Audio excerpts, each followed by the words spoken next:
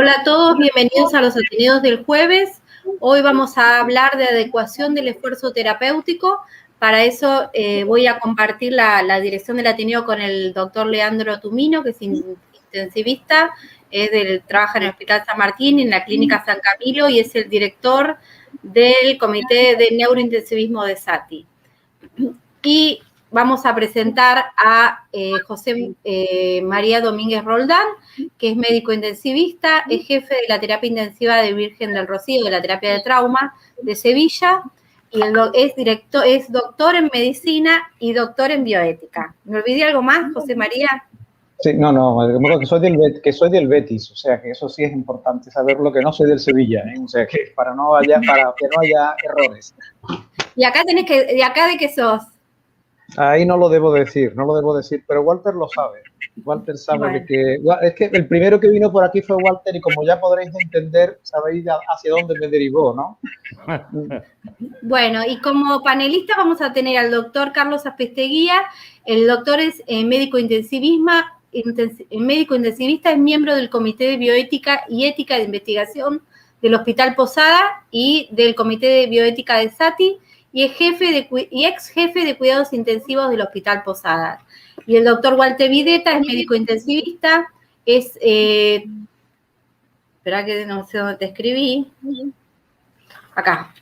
A cargo de la terapia intensiva del Hospital Municipal Eva Perón de Merlo, trabaja en el Hospital Posadas y es miembro de la SATI. Y también vamos a tener como panelistas al doctor Ignacio Maglio, que es abogado, es diplomado en salud pública y es jefe de la sección de riesgo médico legal del Hospital Francisco Javier Muñiz. Bueno, nos quedamos con José María ahora. Te escuchamos. Bueno, pues muy bien. En primer lugar, quería agradeceros sinceramente la oportunidad que me dais de poder estar aquí y de poder compartir un poco de las experiencias de los últimos tiempos de la unidad de la terapia intensiva nuestra y sobre todo con esos aspectos tan relevantes que es la bioética. Y voy a empezar a compartir pantalla, que me imagino que ahora ya sí se estará viendo, ¿verdad? Como digo, daros las gracias de verdad por la invitación y por compartir con todos, con amigos y seguramente algunos amigos más que también nos estarán escuchando. Y bueno, empezó a complicarse el tema de la bioética cuando la medicina empieza a desarrollarse y sobre todo cuando la medicina intensiva nace, ¿no? Es decir, esto dio lugar a que, bueno, como todos sabemos, que pacientes que con anterioridad morían, pues bueno, a partir de ese momento, pues podían vivir y luego fuimos aprendiendo a que poco a poco, pues podían vivir y, bueno, hasta la actual situación en la que somos, yo siempre, a veces lo digo, somos capaces de mantener latiendo una persona, yo diría que casi, sí de modo infinito, pero casi, ¿no? Seríamos capaces de hacerlo. Con lo cual, con eso, lo que supone es que dimos lugar a unas tomas de decisiones distintas, diferentes a las de la pura decisión clínica. Y bueno, como siempre a mí me gusta recordar, ¿no?, a algunas de las personas que en España pues fueron claves en el desarrollo de la bioética y de la ética en medicina intensiva, ¿no? Y fue el doctor Juan Gómez Rubí, que además es autor de este libro hace ya muchísimos años, ¿no? Y que realmente pues ha sido un poco el padre de todos los que posteriormente nos hemos dedicado a la bioética en el área de crítico, ¿no? Y sobre el cual siempre tengo un grato recuerdo, ¿no? Y luego, pues posteriormente, como ya en el desarrollo de la sociedad científica, pues se fueron desarrollando grupos de trabajo y entre ellos el grupo de bioética que actualmente también, pues efectivamente está bastante activo dentro de lo que es la SEMICIUC, la Sociedad de Terapia Intensiva, ¿no? Bueno, ya empezamos. Sabéis que a mí, bueno, los que me conocéis, ¿no? Sabéis que me gusta provocar, ¿no? Entonces, pues yo, pues claro, se ha puesto el título de adecuación del esfuerzo terapéutico y claro, para empezar yo ya, una de las conclusiones es que el título es erróneo, ¿no? Y ya hablaremos del tema. Claro, decíamos, lo llamamos limitación del esfuerzo terapéutico y siempre, pues tampoco, ¿no? Porque tampoco es lo que nosotros hacemos. Adecuación de los tratamientos de soporte vital, pues tampoco, ¿no? Bueno, limitación de terapia de soporte vital, que es como actualmente la llama la SEMISUB, pues tampoco, es decir, porque ninguno de ellos define lo que realmente hacemos. Yo tengo una propuesta, pero bueno, lo dejo un poco para el final, ¿no? Es decir, ¿por qué? Porque, por ejemplo, yo hablo del tema de la adecuación, ¿no? Yo recuerdo una de las primeras veces que pasamos de limitación del esfuerzo a adecuación, ¿no? Cuando informando a una familia, ¿no? De que, mire usted, pues a partir de ahora lo que hemos hecho es adecuarle el tratamiento, ¿no? Con lo cual se horrorizaban, ¿no? Dice, que antes no lo tenían adecuado, ¿no? O sea, lo han empezado a adecuar ahora que se está muriendo, ¿cómo es esto? Antes no lo tenías que hacer, es verdad, ¿no? Pues te das cuenta que no es correcto, ¿no? Por supuesto, del esfuerzo ninguno, es decir, que nadie hace ningún esfuerzo cuando realmente estamos tratando a un paciente, ¿no? Y por terapéutico, bueno, también, pero también diagnóstico y de otro tipo, ¿no? Bueno, quiere decir, yo creo que actualmente, y lo digo sinceramente, creo que en castellano todavía no hemos llegado a una terminología, una nomenclatura adecuada. En España actualmente, ya digo, la SEMICIUC utiliza el de limitación de terapia de soporte vital y en general en España adecuación del esfuerzo terapéutico, pero como digo, a mí no me convence ninguna. En cualquier caso, posiblemente lo que más denominaré será limitación del esfuerzo terapéutico, porque quizás lo que sí hay en la ley española, ¿no? En alguna de las leyes de las comunidades autónomas españolas que sí están mencionados, ¿no? Bueno, pues vamos a ver si paso a la siguiente diapositiva. Ahí. Bueno, como digo, la SEMICIUC, la Sociedad de Intensivos, limitación de terapia de soporte vital, ¿no? Lo digo, por supuesto, no es limitación y sabemos que no es solamente de las terapias de soporte vital, sino otro tipo de terapias que no tienen estrictamente que ver con el soporte vital. Bueno, y yo resumiría toda la presentación en 2 diapositivas, ¿no? Una, es decir, cuando se habla de esto, pues ¿de qué se habla? Pues se habla de Kant, ¿no?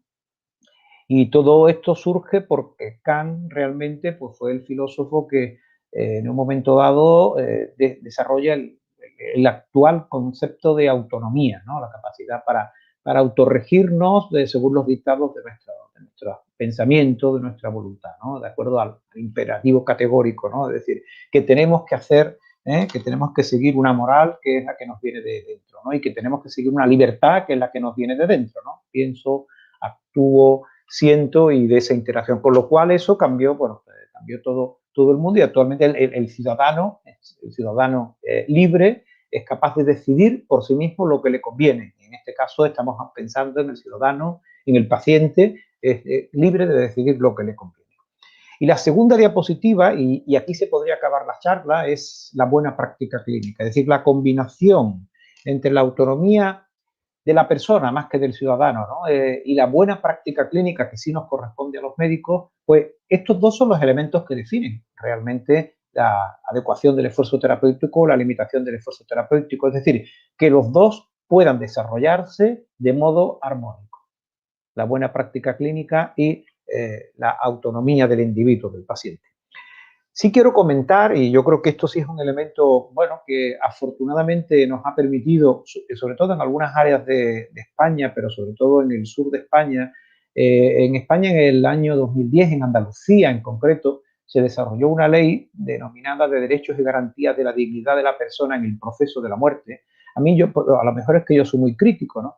Pero a mí eso de la dignidad y la muerte son cosas que combinan mal, ¿no? O sea, lo de dignidad y vida, bueno, pase, ¿no? Pero lo de dignidad y muerte, yo la verdad es que yo creo que son cosas de los políticos, ¿no? Que les suena bien, ¿verdad? Y eso de la dignidad, ¿no? Que creo que queda para vender mejor la ley. Pero lo que sí es cierto, y en este caso yo recomiendo la lectura de esta ley de Andalucía, que realmente es una ley, yo creo que muy armónica con lo que realmente hacemos los clínicos, lo que hacemos los médicos en la práctica clínica, ¿no? Porque ahora básicamente hay una serie de unas disposiciones generales, hay unas definiciones de términos que son los que yo he asumido, los que hemos asumido en la unidad de cuidados intensivos, pero que posteriormente los que han asumido otras legislaciones a nivel también de distintas comunidades autónomas. No hay una legislación nacional sobre este tema, sobre lo que es el proceso de la muerte. Sí la ha habido recientemente sobre eutanasia, pero no sobre el proceso de la muerte ni de la limitación del esfuerzo terapéutico,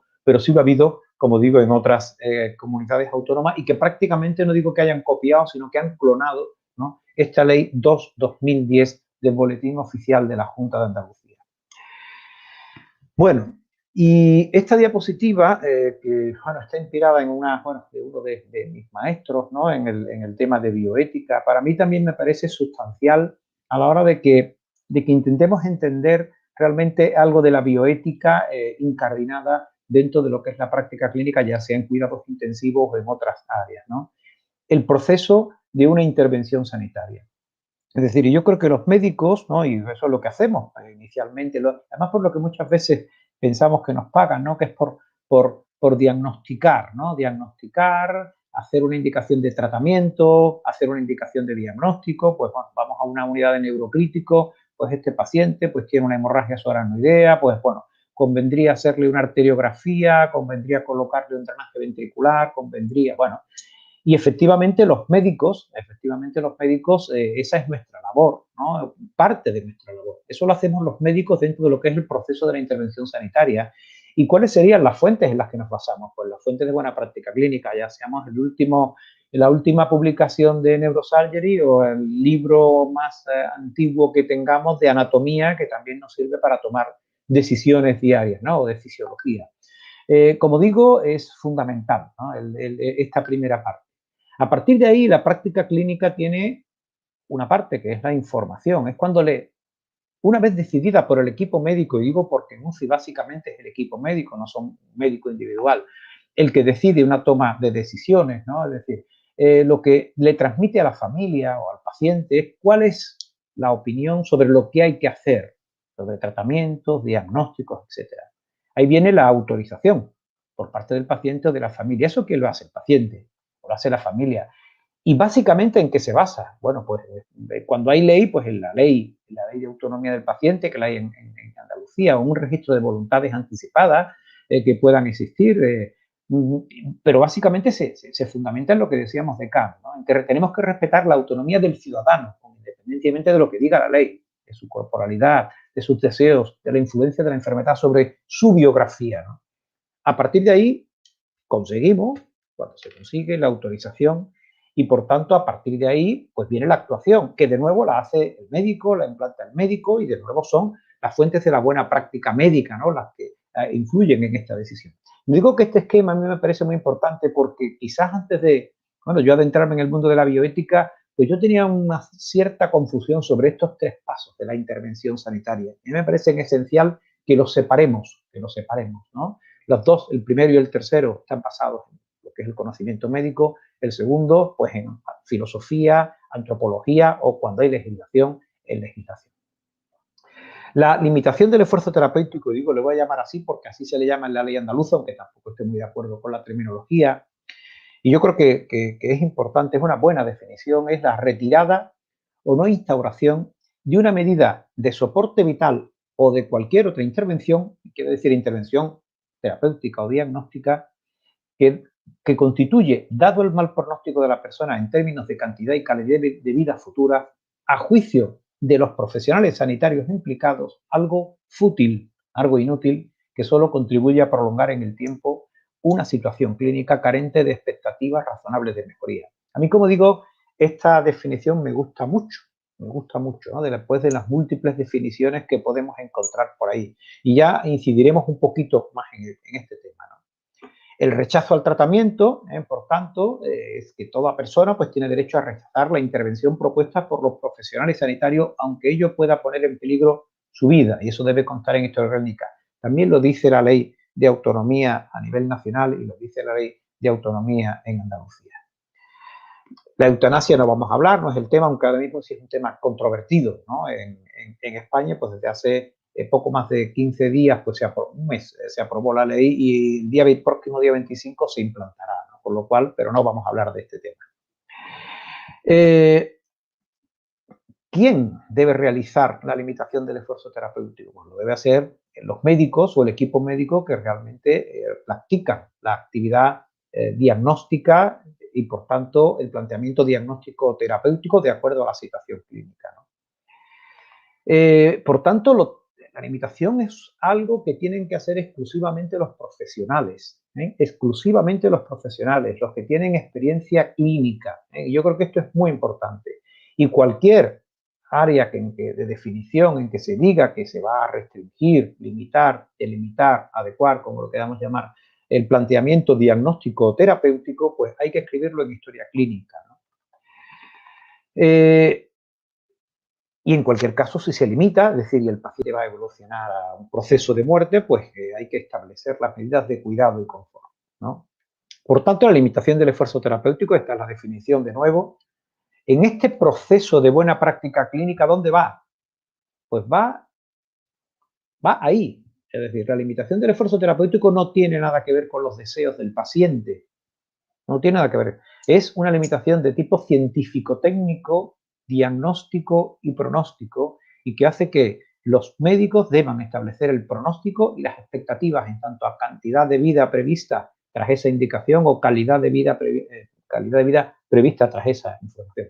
Como digo, a veces nos ha costado entender esto, ¿no? Y le vamos a preguntar al paciente, no, todavía no ha llegado a esa fase del proceso.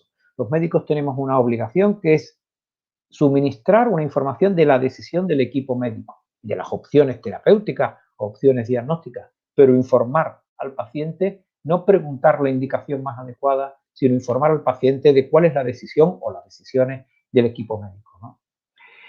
¿Por qué se puede establecer? Y yo creo que este es un apartado que quizás, por lo menos en España, no se controla excesivamente bien, que es el tema de la futilidad, de la inutilidad de algunas actividades diagnósticas y algunas actividades terapéuticas. Es decir, ¿por qué? ¿No? El concepto de futilidad me parece muy importante que lo conozcamos y repito, no es bien posiblemente utilizado, ¿no? Pues a mí me gusta mucho esta clasificación de futilidad, como digo, hay varias, ¿no? Pero yo creo que sí vamos a parar un momentito porque creo que sí merece la pena. La futilidad se refiere no a tratar a un paciente, sino a un tratamiento específico, a una de las múltiples opciones de tratamiento que pueda tener el paciente o de diagnóstico. La futilidad fisiológica es aquella que se basa en que establecer un tratamiento no tiene una utilidad clara, ¿no? Me refiero, el típico ejemplo es el tratar con antibióticos por una enfermedad por virus, ¿no? Se llama fisiológica, a mí no me gusta tampoco, pero bueno, está traducido del inglés y bueno, es quizás el modo más conocido. La futilidad probabilística, es decir, cuando realmente algo es inútil, estadísticamente tan poco probable que sirva, es decir, que ahí hay discusiones sobre si colocar esa probabilidad entre el 5% o el 1% de utilidad de la técnica que estamos analizando, ¿no? Es decir, que la técnica es tan poco probable que sirva que se le considera fútil. Y futilidad cualitativa, creo que también es importante, es cuando sí se sabe que esa técnica va a tener una influencia positiva sobre la cantidad de vida del paciente, pero no sobre la calidad de vida, ¿no? Futilidad fisiológica, como decimos, no hay nada que hacer con la terapéutica que tenemos. Futilidad probabilística, escasas posibilidades de éxito. Y yo diría, pues, ejemplo de futilidad probabilística, colocar una hemofiltración venosa en un paciente con 85 años porque desarrolla un fracaso renal, ¿no? Pues las posibilidades de que realmente esa terapéutica vaya a tener influencia positiva en su cantidad y calidad de vida, pues muy escasa, ¿no? Y futilidad cualitativa, que para entender un poco el concepto, pues imaginemos un paciente que está en una planta de hospitalización y que con un estado vegetativo permanente de, no sé, de un año de evolución, que nos avisan porque ha desarrollado una neumonía y quieren que lo ingresemos en terapia porque el tratamiento antibiótico y la ventilación le servirían. Y es cierto, le servirían, trataríamos perfectamente la neumonía y incrementaríamos su supervivencia sin duda ninguna. Sin embargo, su calidad de vida, pues no la aumentaríamos. Es decir, ese tratamiento desde un punto de vista de la calidad, de la cualidad, ¿no? De la vida de ese paciente, la ventilación o el tratamiento antibiótico sería inútil desde el punto de vista cualitativo. Lo digo porque a la hora de tomar decisiones, ¿no? Esta terapia es útil, no es útil, nosotros tenemos esta clasificación en la hoja de registro de futilidad de nuestra unidad, ¿no? Y la utilizamos mucho, ¿no?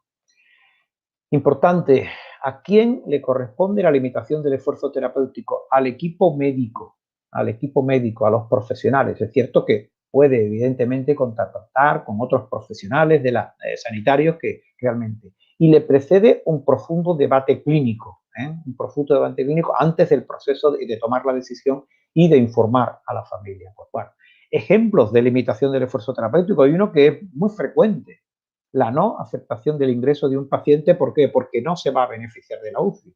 Bien ponía el ejemplo, pues bueno, de este paciente que estaba vegetativo, que no vamos a ingresar porque sería fútil desde el punto de vista cualitativo, o bien el ingreso de un paciente que tiene tan pocas posibilidades de que, aunque ingresándole en la terapia mejore su supervivencia, pues no aceptar su ingreso en UCI. Pues otra opción de limitación del esfuerzo terapéutico es dar de alta a un paciente, ¿no?, desde la terapia a planta, a piso, con el consenso de no reingreso. Porque imaginemos, señora de, no lo sé, 85 años, pongamos también, que ha tenido una soberana idea, que ha recuperado, que tiene, bueno, un cierto nivel de conciencia, pero que, bueno, realmente nunca va a recuperar una capacidad cognitiva suficiente, una calidad de vida y tal, y que después de 2 meses de ingreso en la terapia, pues la pasamos a la planta de rehabilitación, ¿no? Bueno, a neurología. Bueno, pues el acuerdo, el proceso es acordar con esos terapistas, con esos especialistas, que no va a reingresar, ¿no? Por supuesto, más clásicas limitaciones, pues decidir no intubar a un paciente, hacer una extubación terminal de un paciente, pues decidir no instaurar terapias, etcétera. Bueno, estos son ejemplos de limitaciones, ¿no?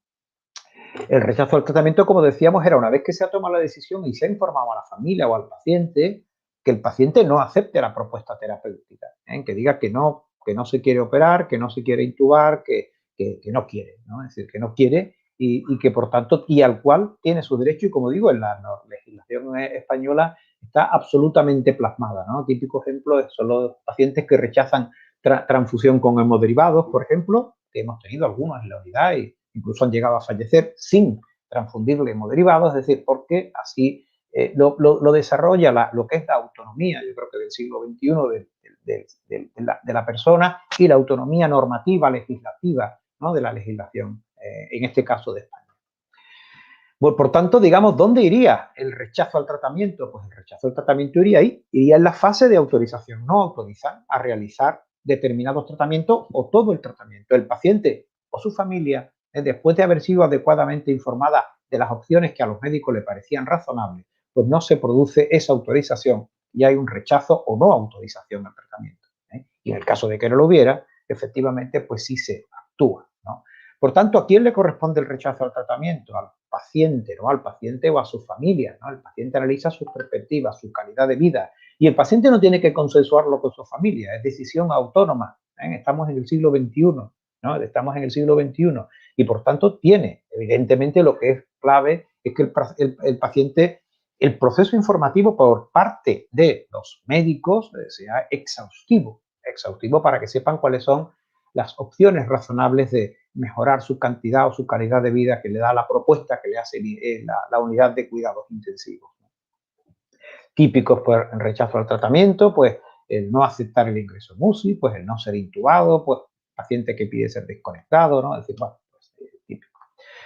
Como digo, en el plan, por tanto, de actuación de una limitación, de una adecuación del esfuerzo terapéutico, hay múltiples, ¿no?, aspectos: la información, la decisión, y luego, evidentemente, escribir en la documentación, ordenar quién retira, quién prescribe, es decir, hay múltiples elementos, ¿no?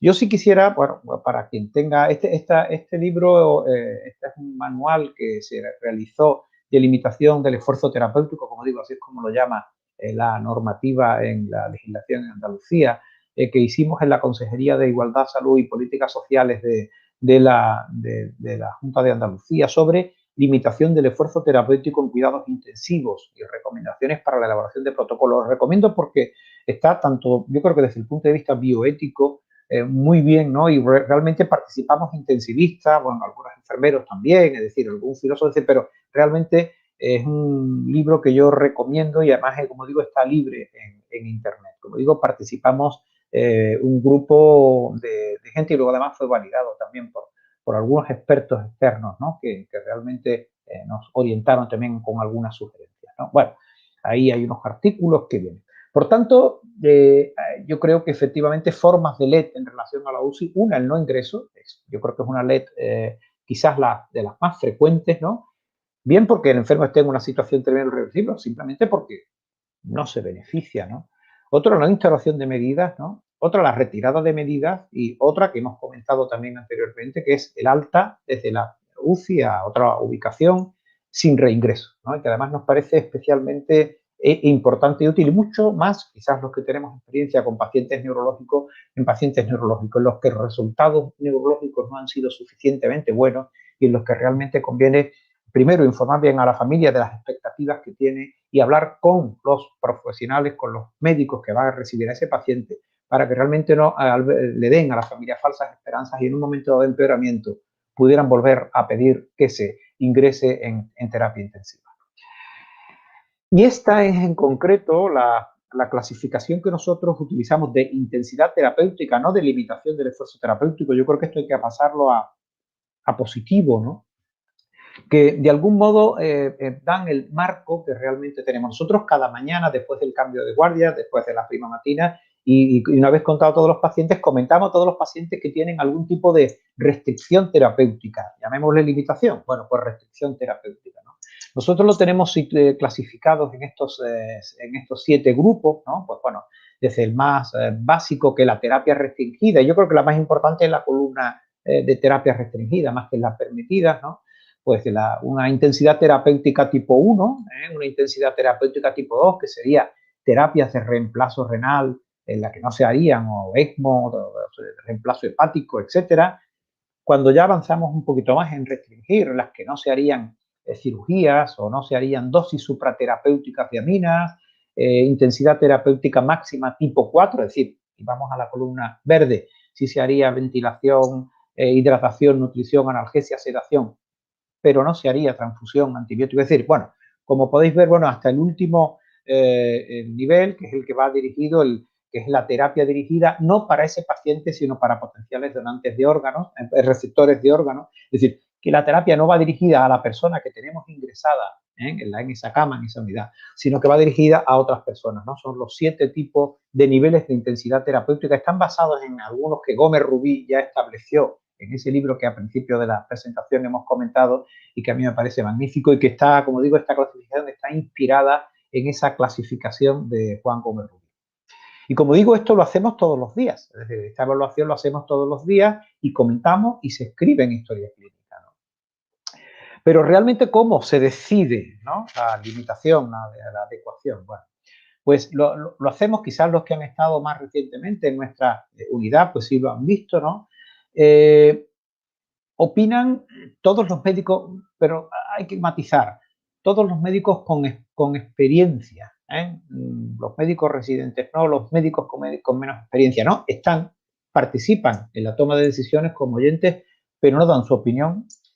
Debemos además siempre de argumentar del modo más respetuoso, ¿no? Y creo sinceramente que con el tiempo lo hemos ido consiguiendo, ¿no? Es posible la contraargumentación, ¿no? Es decir, y lo que sí, evidentemente, hay que dar calidad a ese argumento, ¿no? Pero como digo, solo deben opinar los expertos y eruditos, es decir, los que saben y los que tienen experiencia.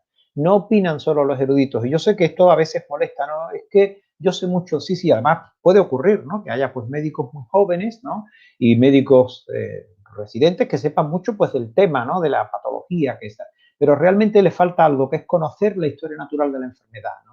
Y por eso yo siempre les insisto en que estén presentes, que adquieran el hábito de la discusión respetuosa, pero que realmente no opinen, porque no han visto muchos enfermos. Y en eso, para la deliberación en cuanto a la limitación del esfuerzo terapéutico, creo que es muy importante conocer la historia natural de la enfermedad y en cuánto se puede beneficiar, ¿no? Yo siempre, digo, ¿no?, que cuando se dice que tiene un paciente, no sé, un 20% de posibilidades de fallecer, da igual, ¿no? Es decir, no se sabe si está en el 8 o está en el 2, quiere decir, a ese paciente le da igual, ¿no? No nos da igual a nosotros para la serie, ¿no? Si la serie total, pues deben de fallecer 2 de 10, pero para el paciente nunca sabe si está en el 2 o en los otros 8, ¿no? Por lo cual, como digo, bueno, es un tema que realmente el tema es difícil, ¿no? Argumentación respetuosa, como digo, calidad del argumento. Y algo que también nos parece importante, decisión por mayoría, como digo, mayoría cualificada, ¿no? Que no jerárquica, pero sí por mayoría cualificada de quienes conocen mejor esa patología y tienen experiencia en esa patología. Nunca se exige que sea por unanimidad, puede haber la voz disonante, como puede haberla en distintos sitios. Nosotros tenemos, además lo tenemos, ¿no?, pues algunos médicos que les resulta dificilísimo realizar una limitación del esfuerzo terapéutico y vamos a darle otra oportunidad y vamos a insistir, ¿no?, y vamos a hacer, ¿no? Y bueno, y se reitera hasta la saciedad. Como digo, las decisiones son por mayoría y evidentemente de los niveles de intensidad terapéutica que hemos comentado anteriormente, se establece uno y se espera pues, el tiempo que sea necesario, horas o días, ¿no? Y lo que sí se puede es progresar, ¿no? Es decir, bueno, quizás un día estaba con un nivel de intensidad terapéutica máximo tipo 3, pero bueno, la mala evolución, el mal pronóstico y tal, pues 2 días después se pasa a tipo 4 o tipo 5, es decir, digamos que ese sería un procedimiento progresivo, ¿no?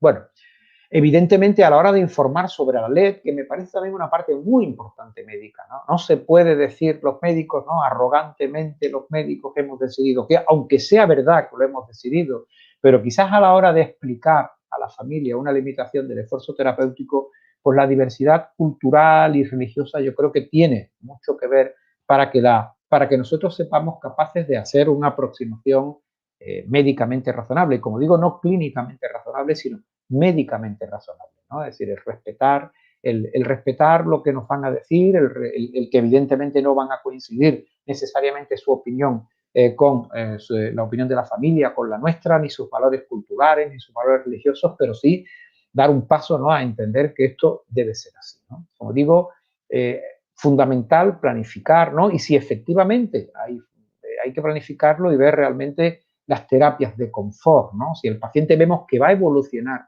a la muerte, pues evidentemente evaluar eso, medidas farmacológicas y no farmacológicas, de acompañamiento, si es posible, no siempre es posible, más con los tiempos tan durísimos, no digo que hemos pasado, sino que todavía estamos pasando de falta de camas en las unidades o faltas de camas en los hospitales, pero bueno, todo lo que sea posible que podamos hacer por ese paciente y por esa familia, yo creo que entra dentro de lo que es la buena práctica médica y tenemos que conseguirla, ¿no? Bueno, bueno, yo creo que sabemos, ¿no? Pero bueno, tampoco está de más saber fármacos sedantes, pero sobre todo con la intención de paliativa, ¿no? Y no sedante como hacemos habitualmente, que es adaptar al paciente a un respirador, ¿no? O dormirlo, ¿no? Sino con una intención paliativa. Y algo que también creo que es muy importante, ¿no? Para nosotros limitación no necesariamente implica la muerte del paciente, ni siquiera, y no, por supuesto, una muerte inminente, ¿no? Solo significa que hemos decidido no progresar, ¿no?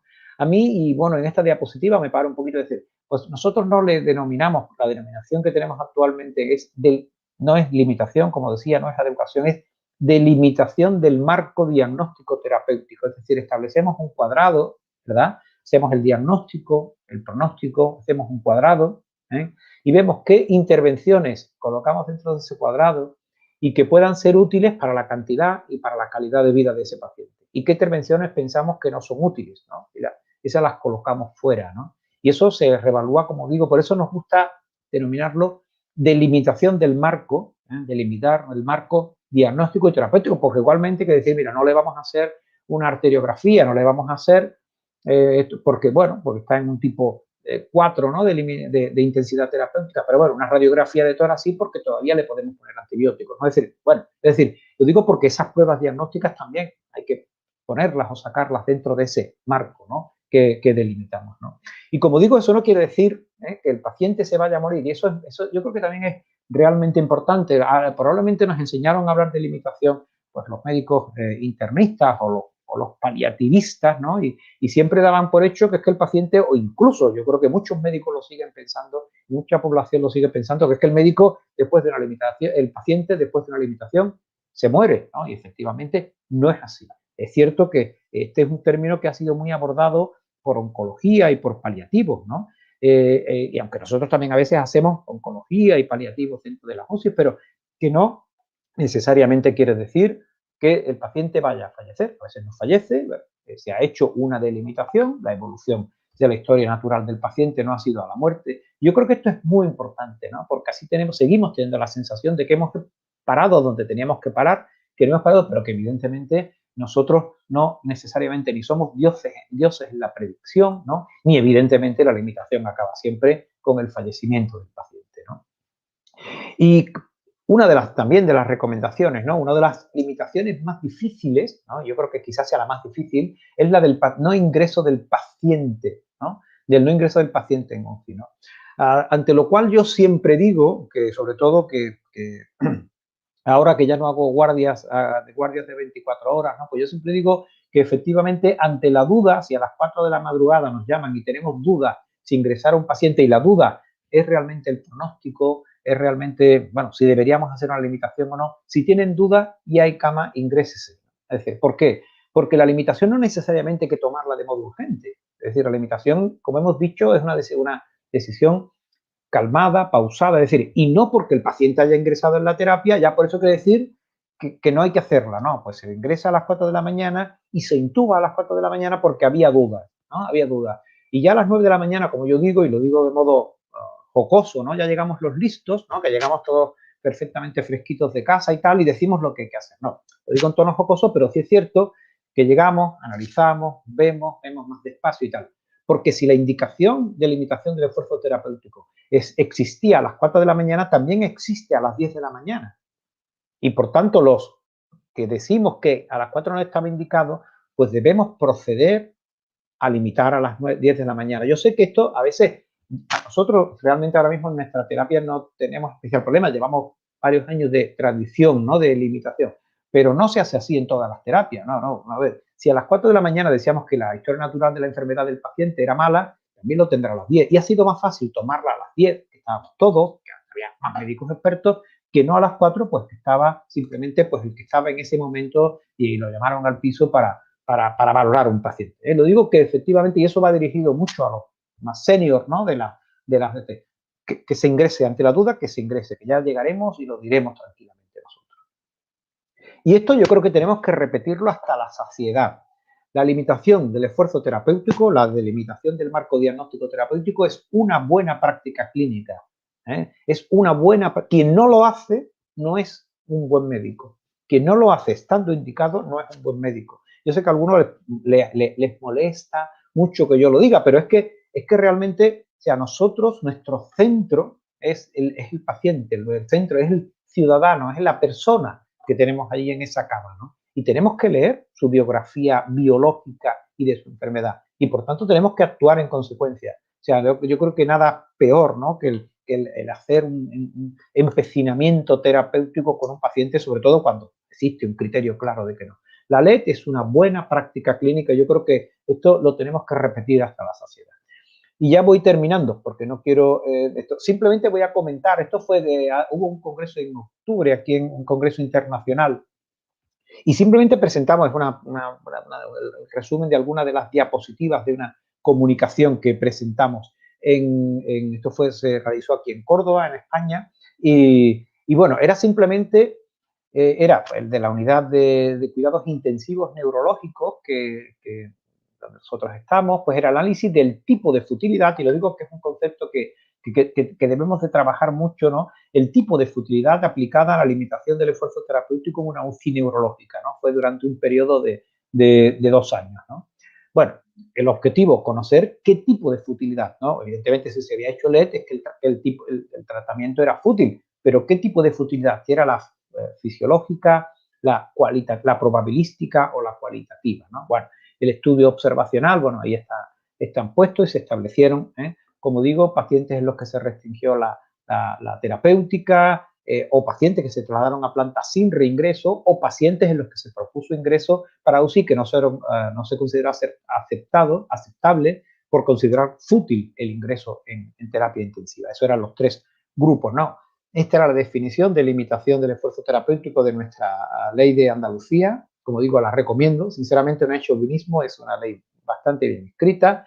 La definición de los 3 tipos de futilidades, ¿no? Que Johnson y Schneiderman las propusieron, y que prácticamente en cuidados intensivos la futilidad fisiológica no tiene mucho sentido, básicamente, pero bueno, sí veremos luego ahora en los resultados que tiene algún sentido.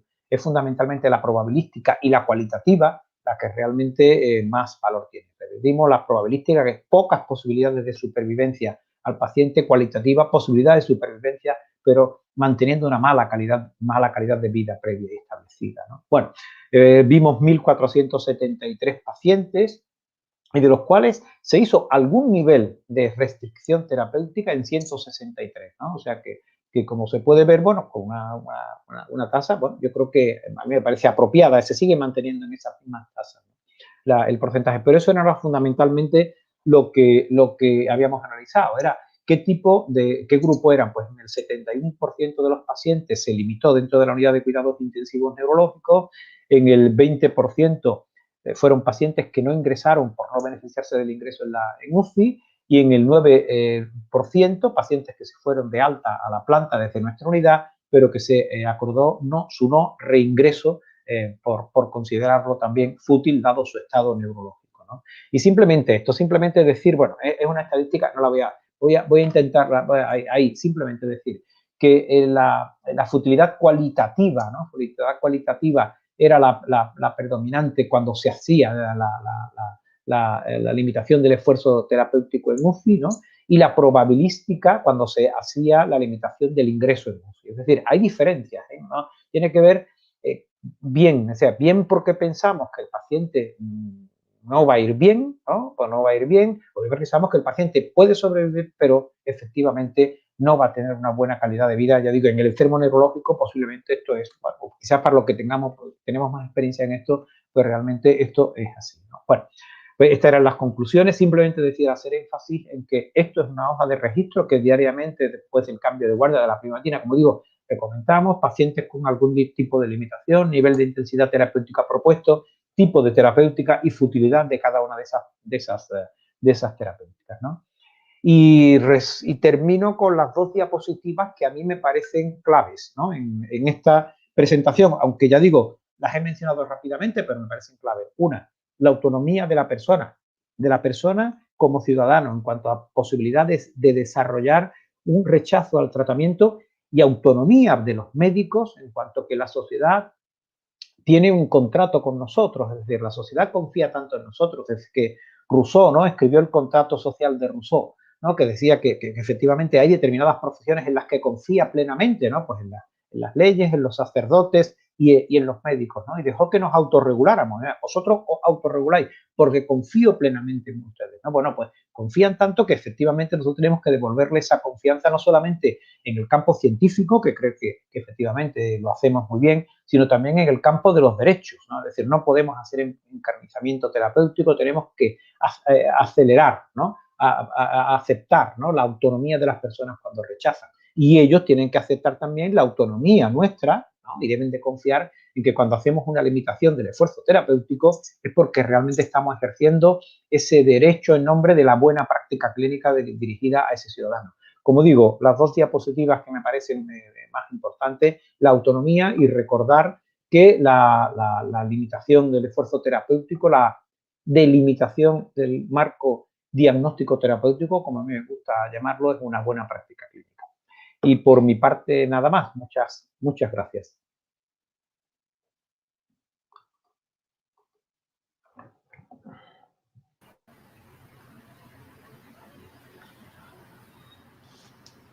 Hola, ahí ya entró Nacho. ¿Cómo andas, Nacho? Hola, ¿cómo están?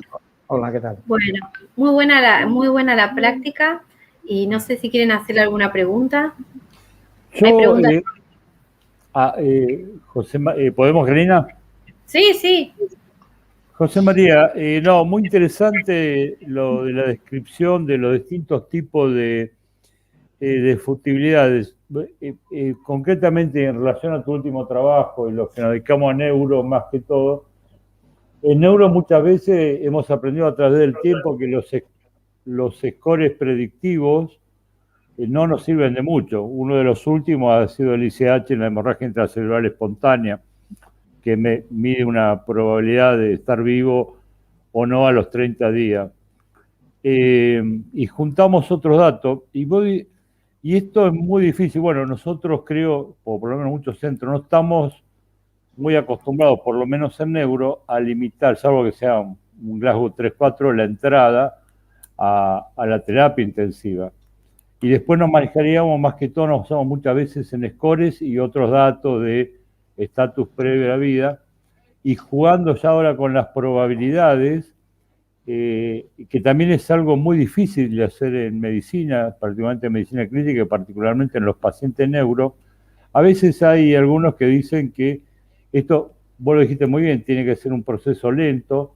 Algunos recomiendan que intervenga todo el equipo, y que esto por lo menos tome 72 horas, lo cual implica que en el medio hay que hacer, uno hace cosas, desde la instalación de la ventilación mecánica, el manejo de la tensión arterial, etcétera, aunque uno no lo intervenga quirúrgicamente, porque eso dice que ayuda a la toma de conciencia de la familia. Claro, uno, en ese modelo uno consensúa, que es diferente al que vos decís, que también tienen que respetar la autonomía del equipo tratante.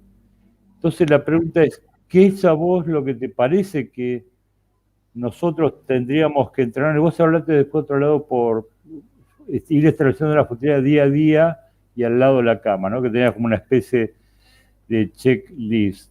En definitiva, ¿vos estás de acuerdo en el que ingresa a terapia, que tome un proceso de unos días para tomar conciencia de eso y hacerlo consensuado con la familia? A cuenta de diferencias culturales entre las poblaciones, ¿no? Sí. Yo creo que nosotros, lo digo porque yo parto de una premisa, tuvimos mucha suerte porque hubo una ley que sin ser una necesidad social se aprobó.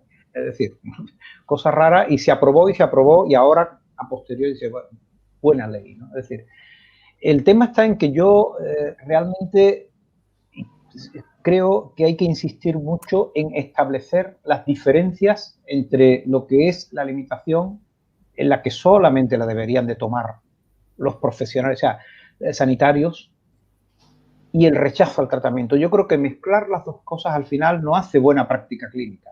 Es decir, no hace buena práctica clínica. Es decir, sí es cierto que la primera parte es la difícil, porque en general nosotros, y claro, todo esto hemos ido aprendiendo, pero con el paso del tiempo, una de las cosas que al principio informábamos mal a la familia, informábamos con temor, teníamos dudas, le preguntábamos, ¿y usted qué opina? ¿Usted qué haría?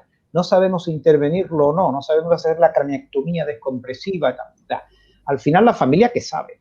La familia no sabe, ¿no? La familia no tiene, es decir, al final confía en nosotros, ¿no? Hemos aprendido también a no transmitir nuestras dudas. Es más, cuando tenemos dudas, no tomamos ninguna decisión de limitar. Es decir, pero sí es cierto que en esa primera fase, ¿no? Es decir, típico ejemplo, pues el paciente con gran destrozo cerebral, ¿no? Y que realmente dice, bueno, vamos a hacer una cosa, vamos a hablar de craniectomía descompresiva, ¿no? ¿Le hacemos una craniectomía descompresiva, sí o no? Y dice, bueno, vamos a ver, con el tipo de lesiones intracerebrales que tiene, si le hacemos una craniectomía descompresiva, efectivamente sobrevivirá. ¿Por qué? Porque va a bajar bien. Pero su calidad de vida, es decir, claro, esa decisión de no craniectomía descompresiva porque realmente su calidad de vida va a ser mala, esa no es fácil. Pero bueno, no es fácil, depende del paciente, ¿no? Hay pacientes que tú vas a ver su lesión y dices, bueno, esto es terrible, da igual, sobrevivirá, pero nunca tendrá un nivel cognitivo, siquiera un nivel de... Mientras que en otros casos quedan dudas. Es decir, esa primera parte a mí me parece lo más difícil, que es una parte clínica, que no bioética. Es decir, lo que pasa es que la bioética clínica es clínica, es decir, se tiene... Para ser un buen bioeticista clínico tienes que ser un buen clínico, si no. Es decir, la bioética te da una herramienta y tienes que tener en cuenta valores, ¿no? Entonces, lo que te quiero decir es que en esa primera parte, nosotros siempre, y ya digo, lo hemos separado estrechamente, ¿no? Lo que es decisión clínica de información, y a partir de ahí, de decisión. Ha sido un proceso también para nosotros, y evidentemente, bueno, con scores y por supuesto con experiencia, ¿no? Pues evidentemente, pues vas viendo datos, ¿no? Vas viendo de scores, estás viendo, pues, por ejemplo, a la hora de parar, vuelvo al paciente de neuro, ¿no?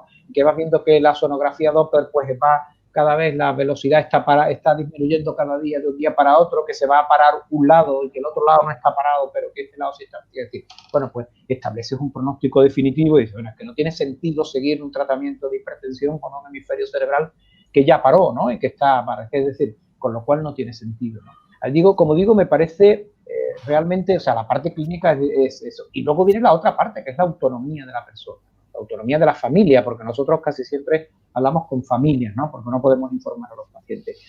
Como digo, yo creo que es pasos, ¿no? Y que tenemos que ir nosotros lo hemos separado y sobre todo nos quita mucha duda sobre si tomar, porque son decisiones colegiadas. Si no está claro, pues no tomamos ninguna decisión de limitar, ¿no? Pero eso no quiere decir que se cierre el proceso, ¿no? Pues se evalúa al día siguiente, ¿no? Oye, pensamos que debemos reevaluar al paciente, ¿no? Y en el paso de sala, pues realmente se vuelve a discutir, ¿no? Pues mira, sí, hay tales indicadores que efectivamente la tendencia va a peor. Es decir, básicamente es una decisión calmada, clínica, con esquema de respeto, de filosófico, porque esto no es más que filosofía, ¿no? Es decir, de respeto a la persona, de la autonomía, respeto de la sociedad hacia los médicos, que es muy importante, ¿eh? O sea que yo siempre digo que la sociedad, nosotros tenemos que respetar a los ciudadanos, bueno, como es lógico, pero la sociedad nos tiene que respetar. Nosotros creo que nos respeta, es decir, creo que nos respeta y respeta la libre decisión de una limitación. Rara vez tenemos un conflicto con una familia a la que le expliquemos,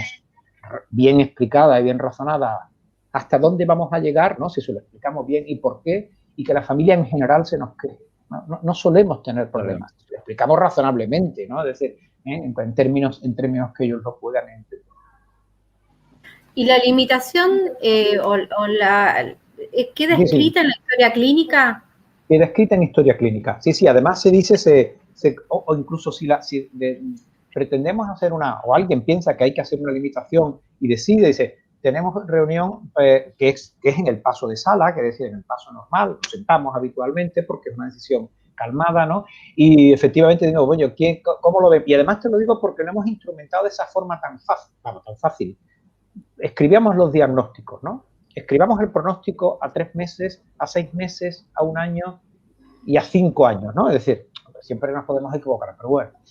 Y pongamos en este marco lo que sí nos parece que es razonable hacer y lo que no, ¿no? Bueno, y una vez que se decide con ese esquema, vamos a la historia clínica y dice, se ha reunido el equipo médico, hemos decidido no el máximo nivel de intensidad terapéutica tal y por tanto se restringen terapéuticas pues de hemofiltración y de no sé qué, ¿no? Bueno, y de aminas a dosis supraterapéuticas, ¿no? Y continuamos con el resto de terapias del nivel de intensidad terapéutica tipo 3, ¿no? Es decir, y queda escrito, sí. Aparte que la ley, lo digo porque en Argentina creo que todavía no hay, ¿no? No tenéis una ley que desarrolle esto, pero todo esto además llegará. Yo son de estas cosas que además dice, bueno, esto llegará.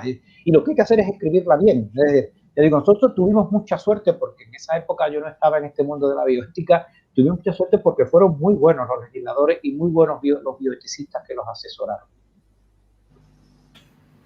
Nacho. Bueno, perdón. No, simplemente agradecerle a José María la presentación tan clara, tan potente. Solamente quería decir que en Argentina, gracias a Dios, José María, tenemos legislación que regula en forma bastante, digamos, decente y progresista todo lo que es adecuación del esfuerzo. Pero después lo voy a comentar. Vale, pues coméntalo ya, ¿no? Creo que estaba Leandro primero. Ah, sí, Leandro primero, sí. No, lo que yo quería hacer con respecto a lo que veníamos charlando de la familia es cómo es la transmisión, cómo se lo transmiten ustedes a los familiares, porque como vos mencionaste al principio de la charla, decir limitar el esfuerzo terapéutico o limitar el soporte vital puede sonar un poco brusco. En cambio, por ahí yo estoy un poco más de acuerdo en adoptar la terminología de adecuar el esfuerzo terapéutico, no porque previamente haya sido inadecuado lo que estábamos haciendo, sino porque ahora, a partir de este momento que decidimos que este paciente no tiene pronóstico, no va a evolucionar bien, o no nos quedan más herramientas terapéuticas o diagnósticas por hacer, vamos a cambiar el enfoque y el tratamiento que le vamos a dar, que por ahí va a ser absolutamente paliativo o de confort. Por ahí esa terminología a mí me gusta un poco más utilizar, pero puede llevar a confusión, como vos mencionaste también previamente, ¿no? Sí. Entonces, el proceso de comunicación a la familia a veces es... Yo creo que esta jerga, ¿no? que tenemos los médicos, no hay que transmitirse a la familia ni de limitación, ni de adecuación, ni de no sé qué, ¿no? Porque yo digo, algunas veces es incómoda de oír, ¿no? Incómoda de oír. Porque lo de la adecuación, dice, bueno, pues muy mal, ¿no? Si están adecuando ahora, ¿qué habrán hecho antes? Lo de limitación suena horrible, ¿no? Es decir, lo de esfuerzo, dice, pero ¿quién está haciendo un esfuerzo? O sea, aquí nadie hace ningún esfuerzo, ¿no? ¿Qué esfuerzo es ese, no? Que decir, bueno, pero no importa, que decir, yo creo que al final a la familia lo que hay que hacer, y lo digo, o sea, una vez que sobre todo, que siempre hace la aproximación de esta un paciente, un médico senior, ¿no? Es decir, que ha estado en la discusión previa ¿no? con el resto de colegas, de compañeros, si tú le miras a la familia a los ojos directamente, ¿no? Y le explicas, no, bueno, el pronóstico realmente es malo o tenemos dudas sobre el pronóstico, sobre todo el que le hagamos, no, pues, no hay que entrar en, le hagamos técnica, imagínense, pues de hacerle una hemodiálisis, ¿no? En el caso de la hemofiltración, explicarle que hacerle una hemodiálisis no sería sensato dada la situación de esto, o que hacerle determinadas cirugías no sería prudente, porque yo en general, abordándolo así y entrando no con la jerga médica, ¿no? Sino hacerle la cirugía, ¿no? Porque no hay que no habla de decir, no, mire usted, hacerle ahora mismo, abrirle otra vez, y hablo en el paciente de neuro, ¿no? Pues la cabeza para sacarle el coágulo que hemos visto que tiene y que tal, no parece que no lo va a beneficiar para nada en cuanto a esto, los resultados van a ser malos de recuperación, no va a salir del coma, no quiere decir que se muera, o sí, pero no va a salir del coma con y sin, y por tanto nos hemos reunido, además muchos médicos, todos los médicos expertos del servicio, nos hemos reunido con los neurocirujanos y no nos parece razonable hacer determinados tipos. Y dicho así en general, ¿no? Por lo menos, claro, aquí sí lo suelen entender, ¿no? Sí lo suelen entender, ¿no? Y en general, y bueno, y a lo mejor no lo entiende la familia o no lo entiende un miembro de la familia un día, ¿no? O, bueno, pues no pasa nada, o sea, al día siguiente se vuelve, ¿no? Y volvemos a mirarlos a los ojos y volvemos a explicárselo, y en general, ¿no? Porque hay familias, sobre todo cuando hablamos de limitación, que va a acabar en muerte. Yo creo que además los clínicos que tenemos más experiencia sabemos perfectamente cuando una familia comienza el duelo, ¿no? O sea, hay veces que dice, he informado de que se va a morir, y no hablo de limitación.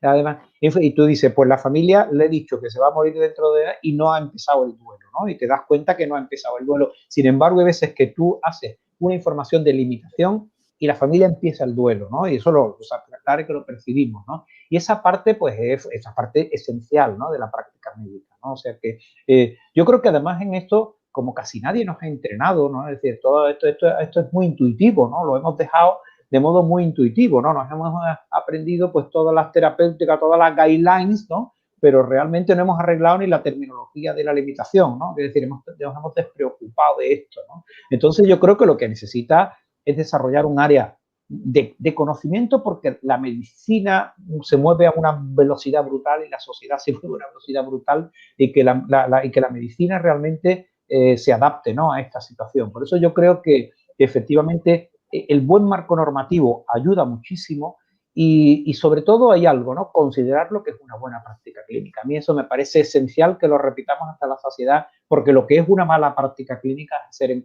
encarnizamiento terapéutico. Y otra cosa que me parece importante recalcar es que la decisión es tomada por todo el equipo sanitario, por todo el equipo tratante del paciente, ¿no? Eso me parece fundamental, porque ahí vi que algunas enfermeras preguntaban si ellos podían participar en la discusión, y creo que es sumamente enriquecedor, ¿no? Claro. Que integren esos grupos.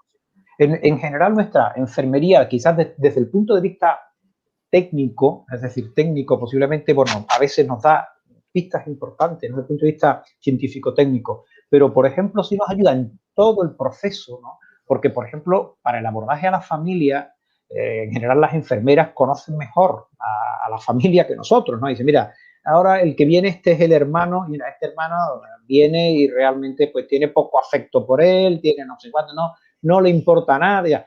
Realmente a quien hay que informar, que es quien realmente tiene unos lazos emocionales, es tal persona y tal, ¿no? Que además es más, entiende bien, es capaz de entender. Y esa participación nos parece extraordinariamente útil, ¿no? Y a veces informamos, y si es pertinente, porque hay un vínculo entre la enfermera y la familia, pues está, por supuesto, presente en esa información, y a veces ayuda muchísimo, ¿no? Es decir, es todo el proceso, ¿no? Incluso también, lo he mencionado muy rápido, ¿no? Pero luego, como digo, no toda la limitación acaba en muerte, pero cuando sabemos que va a acabar en muerte y tenemos que empezar con una sedación o analgesia, realmente las enfermeras cuidan mejor que nosotros, mucho mejor que nosotros, ¿no? Es decir, por lo menos en España. Es decir, te dicen realmente, mira, no, el paciente está sufriendo, mira, el paciente tiene disnea, le ponemos, te sugieren mucho, ¿no? ¿Qué es lo que tienes que hacer? Y nosotros probablemente nos vamos al paciente más agudo y no al que está en proceso de muerte, ¿no? Por eso digo que me parece, yo creo que es una, ya digo, incluso está puesto en la legislación que participe y nosotros así lo hacemos. Me gustaría escucharte a vos, Nacho, a ver cómo es en las leyes argentinas. Bueno, gracias. Muy similar, es prácticamente igual. La ley de derechos de los pacientes tomó como referencia la ley de historia clínica, de acceso a la información y derechos de los pacientes española. Así que el marco normativo es idéntico al marco normativo español. Lo único que no tenemos hoy en Latinoamérica, el único país que tiene regulada la eutanasia es Colombia. Esta es una decisión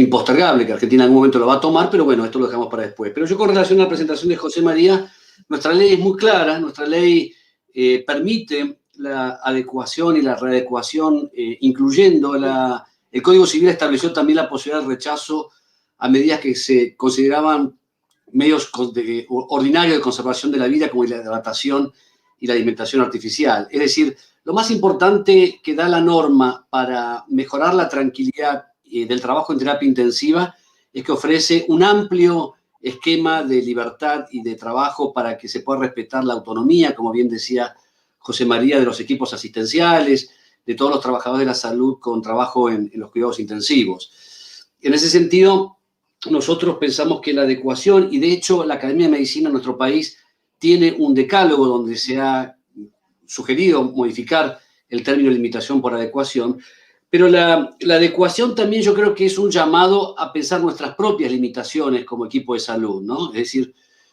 uno plantea siempre la limitación del esfuerzo terapéutico. La adecuación quiere decir que lo que hicimos hasta ahora no dio resultado, pero que tenemos que hacer otra cosa, ¿no? Pero también creo que una gran reflexión es reflexionar sobre nuestros propios límites como trabajadores, reconocer que todos en el equipo de salud tienen la misma dimensión y la misma importancia, no subalternizar otros saberes u otras prácticas, y que lo más importante es que las decisiones sean decisiones colectivas, decisiones compartidas. Y en este sentido, digamos, la pandemia también es una enseñanza todavía no aprendida.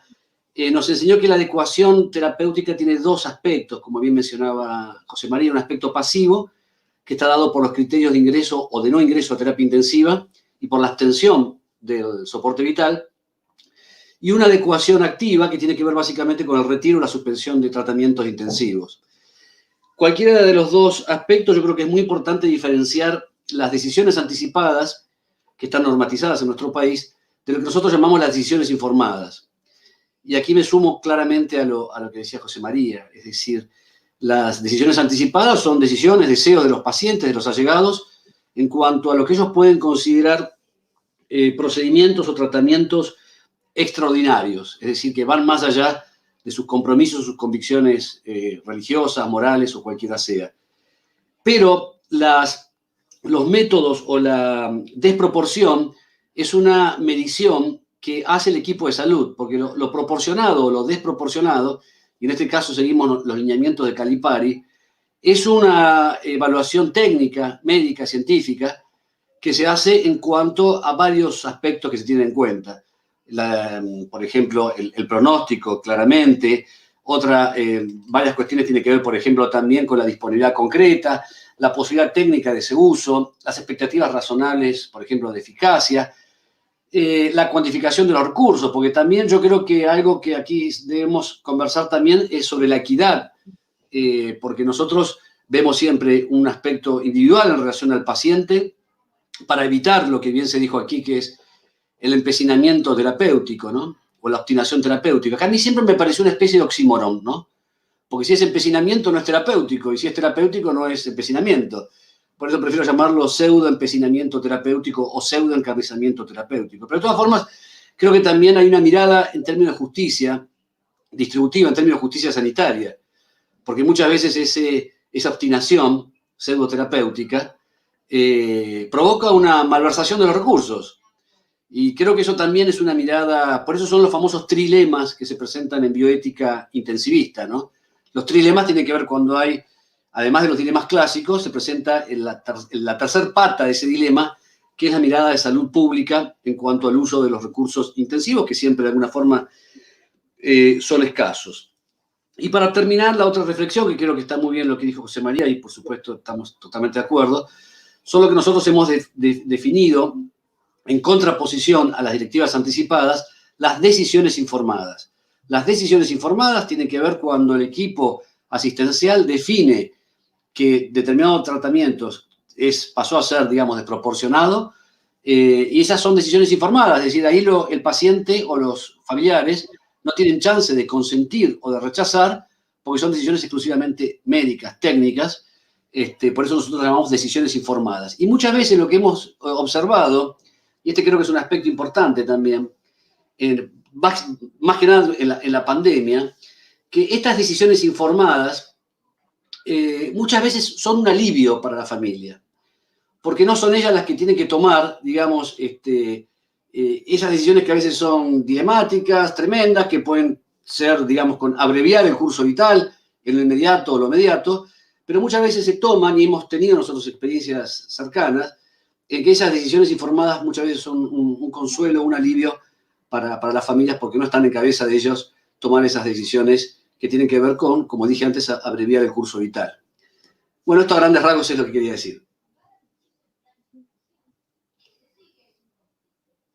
Carlos, sí te escuchamos. Estás en silencio. Prende. Ahí está.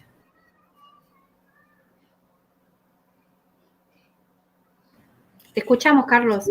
Según esto, no estoy en silencio. ¿Me escuchan? Ahí está bien, ahí te escuchamos, sí. Bueno. No, bueno, le agradecía a José María la jugosa presentación que hizo. Y por algunas de las cuestiones que se están planteando en el sentido de la decisión de limitación de tratamiento como una responsabilidad del equipo tratante exclusivamente, ¿esto no les genera dificultades en situaciones tales como las decisiones de la extubación terminal o el destete terminal? Nos la producían, pero ya no. Es decir, nos la producían, pero ya no. Es decir, yo creo que quizás hemos pasado también por todas las fases, ¿no? Del típico paciente, pues, que sabemos que va a morir y que nosotros durante años desconectábamos del respirador, pero no hacíamos extubaciones terminales, ¿no? No hacíamos. ¿Por qué? Porque no. Y y la fluidoterapia, en vez de suspenderla, pues la reducíamos, ¿no? Y al final sí vimos, ¿no? O sea, cuando realmente lo vemos con ojos, nos ponemos las gafas de la sensibilidad, ¿no? Es cuando vemos una agonía infinita de un paciente con desesperanza y una familia que espera la muerte ya casi deseándola, ¿no? Durante varios días. Y la otra alternativa, por ejemplo, y no digo en todos los casos, pero sí en algunos casos, era una extubación terminal, ¿no? Que podía tener también sus inconvenientes, ¿no? A nadie nos gustan los estertores agonales, ¿no? Que después de extubar, ¿verdad? A nadie nos gusta, nos resulta desagradable a todos, ¿no? Y yo creo que eso es lo que es, ¿no? Pero realmente retornábamos a lo que era, ¿no? Lo que debería ser una buena práctica clínica y un proceso, yo digo que no de muerte digna, sino de final de vida digno, ¿no? Es decir, a pesar de los estertores que nos molestan a nosotros y no al paciente. Al final yo creo que es un proceso de maduración científico-emocional, ética. Es decir, y al final, como digo, y lo digo por la experiencia propia que tenemos, yo digo que tenemos un registro ya de hace bastantes años en el tema de la limitación del esfuerzo terapéutico, hemos ido aprendiendo. Es decir, hemos ido aprendiendo hasta a cambiar la ubicación de la cama para que pudiera ser posible que la familia acompañara durante las últimas horas, si era posible, que no siempre era posible, pero si era posible, alargar los periodos de visita, es decir, pero nosotros desplazar la importancia de nuestro malestar, que es lo que lo tenemos, ¿no? El tener que tomar decisiones o el tener que escuchar los estertores o tener que decidir, retiro el tubo, ¿no? A cambio de que el centro de la actuación era la persona, no es siquiera el enfermo, ¿no? La persona que estaba allí. Y entonces, desplazando ese centro, pues, bueno, yo creo que a nosotros, lo digo sinceramente y de corazón, nos ha compensado enormemente, porque pensamos que lo estamos haciendo mejor, que lo hacíamos años después, con agonías, ¿no? de días, ¿no? que teníamos allí. Y por otra parte también, y creo que además en el chat, creo que María Elisa Barone, que anda por ahí preguntando algunas, es decir, por ejemplo, cuando lo hacíamos para la donación, lo de que digo la extubación terminal, ¿no? Pues cuando hablamos de donación de órganos y trasplantes, lo hacemos, ¿no? O sea, no nos quedaba ningún pudor, ¿no? A lo que era extubar o no extubar, incluso perfundir un líquido dentro de la aorta, ¿no? Y no nos quedaba ningún pudor, ¿no? En eso para cuando era una donación, y sí nos quedaba extubar a un paciente, ¿verdad? Cuando estaba ya en proceso de muerte, o sea, hemos ido aprendiendo, ¿no? Y hemos dejado, yo digo, nosotros hemos hecho una autocrítica de que, bueno, si el paciente es donante, lo vamos y está muerto de una hora. Si no va a ser donante, lo dejamos aquí con su tubo y puede durar 5 días, ¿no?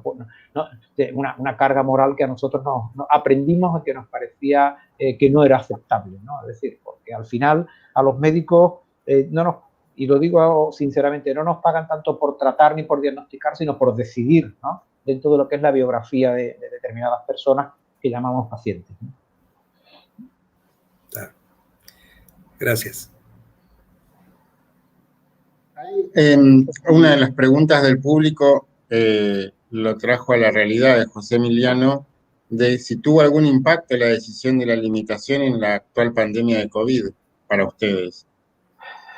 Claro, inicialmente tuvimos gravísimos problemas para hacer limitaciones.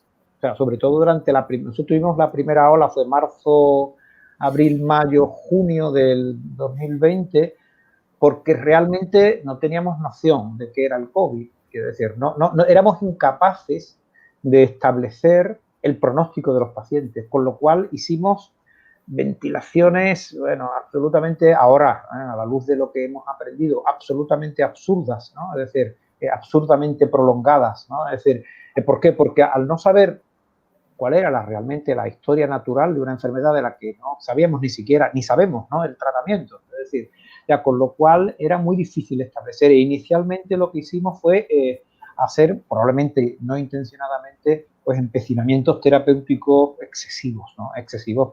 Ahora, bueno, ya sabemos realmente, o empezamos a atisbar, yo creo que ya nos pasa a casi todos, el paciente COVID, bueno, cuál realmente el paciente que va a tener peor pronóstico, cuál es el paciente que tiene alto riesgo, cuáles son las líneas rojas, ¿no?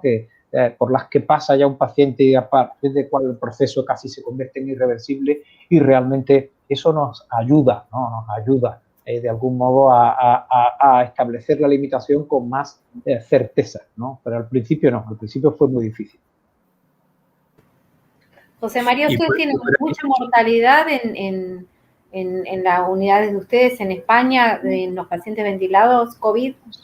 Bueno, la mortalidad en terapia de COVID, 30%, mortalidad de los ventilados, 70%. Es decir, muy alta, 70%. Además, en la Sociedad Andaluza, en concreto la Andaluza de Medicina Intensiva, tenemos la estadística, bueno, desde la primera ola no, pero segunda, tercera y cuarta, o sea, desde lo que es el mes de agosto para acá, y son bastante fiables y bastante homogéneas, además, por otra parte, entre las unidades. O sea, que esa estadística que se hace semanal, entre 51 unidades de cuidados intensivos que tenemos en Andalucía, y esa estadística es bastante fiable. Y Carlos, vos que tenés más experiencia, ¿cómo hacemos en Argentina una limitación del esfuerzo terapéutico? Bueno, en líneas generales, como José María ha comentado, con la salvedad de que me parece que no tenemos tanta autonomía desde el punto de vista profesional para las decisiones informadas como la nombra Nacho. Y habitualmente tratamos de conciliar con la familia la decisión. Desde, naturalmente, la ventaja, si uno quiere, o la asimetría que nos da la condición de profesionales que conocen el tema. Pero en líneas generales diría que esto es el modo en que deberíamos funcionar, pero que seguimos haciendo muchas menos limitaciones de tratamiento de las que serían razonables.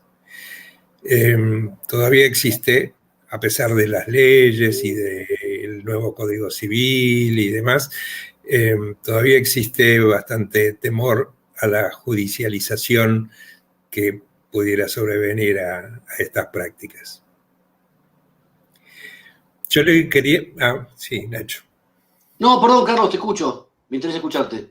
No, es que le quería preguntar después a José María si, ya que hemos entrado al terreno de la pandemia, ¿cómo lo tienen organizado el tema del triage en Virgen del Rocío para el ingreso a terapia, o decide directamente el equipo de terapia qué paciente ingresa y cuál no? Y se fundan en algún esquema como los que han sido propuestos de diversos scores.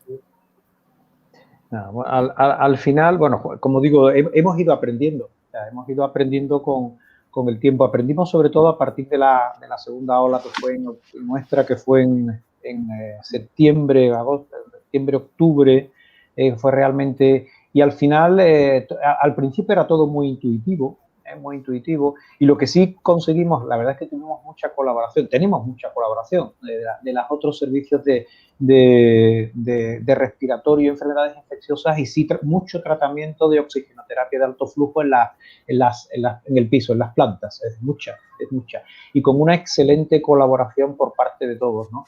Y a nosotros lo que sí es cierto, y lo digo porque también tiene que ver con la ética, ¿no? Cuando, creo que el otro día lo comentaba con Karina, el aspecto nosotros el concepto de la última cama no lo tenemos, es decir, porque siempre tenemos cama, aunque no sea la óptima, quiere decir, y yo creo que en eso, es decir, nosotros con la estrategia, es cierto que en Andalucía, claro, podíamos hacer una previsión de cuántos enfermos íbamos a tener la semana siguiente, ¿no? Y la semana siguiente. ¿Qué es lo que hacíamos? Adaptábamos una cama, es decir, la que fuera, y la tenemos vacía, que no era, por supuesto, en la terapia, no era la terapia clásica, no era con los mejores médicos ni era con las mejores enfermeras, pero era una cama ventilada y lo ventilábamos con el ventilador que teníamos, con la enfermera, pues, siempre organizado, ¿no? Es decir, evidentemente, y eso siempre lo hemos podido hacer. Nosotros hemos llegado a nuestro pico en Virgen del Rocío han sido 105 pacientes en terapia, pero claro, nuestra unidad tiene 60, quiere decir, con lo cual los otros 40 donde estaban, pues en las salas de reanimación, llevados por intensivistas, es decir, en eso siempre reforzados con otras especialidades. También hay que agradecer mucho la colaboración de otras especialidades, ¿no? Porque no podíamos estar en todas, ¿no? En camas que yo llamamos subóptimas, es decir, ¿por qué? Porque la enfermera no era la mejor, el respirador no era el mejor, aunque sí intentábamos, evidentemente, adaptarlo, ¿no? Y así hemos, de algún modo, sobrevivido, yo creo que a picos, y sobre todo, algo que a mí me ha parecido importante, sobrevivido moralmente, ¿no? Es decir, el no tener que decidir no lo ingreso porque no hay, ¿no? Es decir, eso yo creo que a todos nos resulta tan duro, ¿verdad?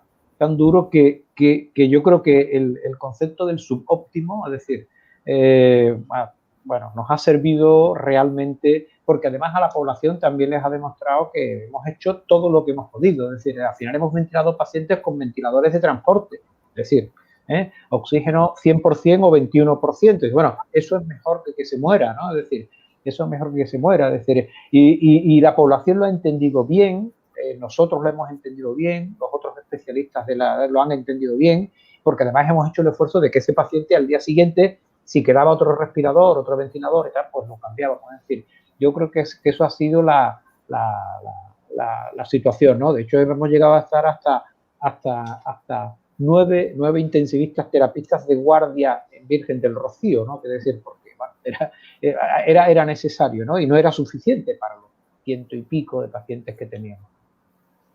Pero el concepto de subóptimo, yo creo que a nosotros nos ha dado un alivio moral, ¿no? Creo que es suficiente, ¿no? Y acerca de esos pacientes que decías que al principio los ventilaban encarnizadamente, a lo mejor son un grupo de pacientes de estos de COVID que desarrollan solo el fallo respiratorio y no muchos más fallos, digamos, no deterioran el SOFA en forma importante, pero se vuelven ventilados crónicos, casi en la unidad. Sí, sí. Ese es un grupo de pacientes en los cuales también deciden la limitación del esfuerzo terapéutico. Sí, sí, también. También, es decir, pero sobre todo, vuelvo a repetir, en la segunda ola. En la primera no decidíamos nada. La primera, porque además, bueno, yo creo que a todos nos pasó, lo confundíamos con una neumonía estándar y un distrés estándar, ¿no? Y luego, cuando nos dio de moda, pues darle vuelta y vuelta, ¿no? Y prono, supino, prono, ¿no? Es decir, luego hemos ido aprendiendo, bueno, que algunos sí se beneficiaban, que otros no, que no era una enfermedad del pulmón, ¿no? Yo creo que lo hemos aprendido, pensábamos que era del pulmón, no, se refleja en el pulmón, pero es del endotelio, o sea, no empieza en el alveolo, empieza en el endotelio, o sea, una enfermedad vascular, es decir, hemos aprendido tantas cosas, ¿no? Yo creo, incluso de la fisiopatología de esta enfermedad nueva, que es singular, ¿no? Algo, como se ponía hablando, como sería el pulmón, o con hipoxemia, ¿no? Pues el tema de la hipoxemia feliz, ¿no? Que no entendíamos nada, ¿no? O sea, tendría que estar disneico, ¿no? Y no estaban disneico, ¿no? Y póngase usted disneico y no se puede, que usted está saturando 80, y, bueno, quiere decir, entendíamos tampoco y seguimos entendiendo, es decir, pero al menos ya entendemos algo fisiopatológico, como digo ya, es que como un cuadro ya creo que estamos pintando, ¿no? Retazos de un camino de la historia natural del COVID, ¿no? Y ya empezamos a ver, ¿no? Pero todavía creo que no la tenemos suficientemente definida, ¿no? Sabemos que el obeso efectivamente tiene peor pronóstico, sabemos decir, pero realmente no lo tenemos definido, pero sí evidentemente hacemos limitaciones del esfuerzo, sobre todo además eso, este paciente que se nos convierte en refractario, ¿no? Refractario desde el punto de vista de la oxigenación, no solo en la fase aguda, sino en la fase subaguda, cuando ya ni siquiera pasadas las 3 semanas que ya no es contagiante, que bueno, es que no va a haber quien lo ventile, el pulmón se le ha quedado, ¿no? Y efectivamente es que ese endotelio, que no es el pulmón, sino ese endotelio, se ha perdido y por tanto el alveolo ya no tiene sentido que exista, ¿no?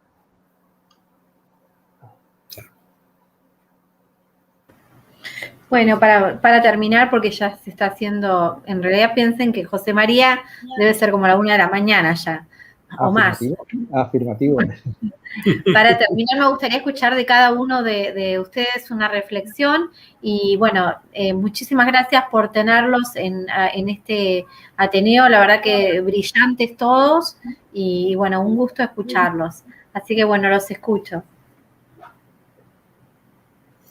Bueno, a mí me ha gustado mucho la conferencia de José María.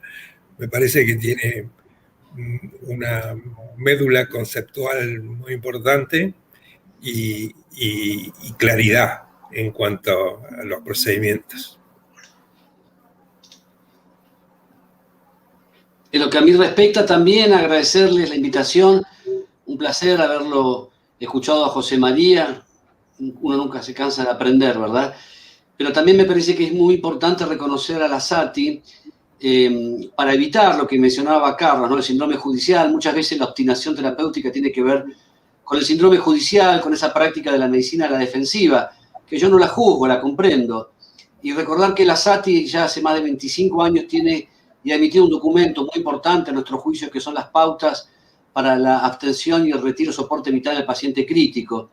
Ese documento fue señero en nuestro país y sirvió también para el marco regulatorio argentino. Creo que es un documento histórico que hoy tiene más vigencia que nunca. Gracias. Bueno, como conclusión, me parece excelente la charla de José María y siempre es muy enriquecedor que diferentes ópticas y que diferentes visiones charlemos de un mismo tema y que podamos llevarlo adelante, todos mirando, teniendo como objetivo el paciente, viendo cómo tratamos de la misma manera, pero con diferentes visiones. Muchas gracias, José. Y Walter, que estabas apagado. Sí, no, José María, nada, disfruté mucho de esta charla y creo que nos muestra el camino que ustedes han seguido, que tenemos cosas todavía para aprender, si bien se ha desarrollado bastante en Argentina, que creo que hay bastante más para desarrollar. Y bueno, yo lo había hecho antes, después lo volvió a afirmar Carlos. Por ahí nuestra forma de comunicar, no sé si por nuestro marco cultural, nosotros incluido el equipo de salud, que tendemos a compartir. Pero me pareció muy interesante lo que vos planteado y bueno, quedarán para otra oportunidad esa parte, ese subgrupo que tiene una limitación, un LED, no ingresando a terapia. Si se establece por terapistas fuera de la terapia o es ya establecido por otras especialidades.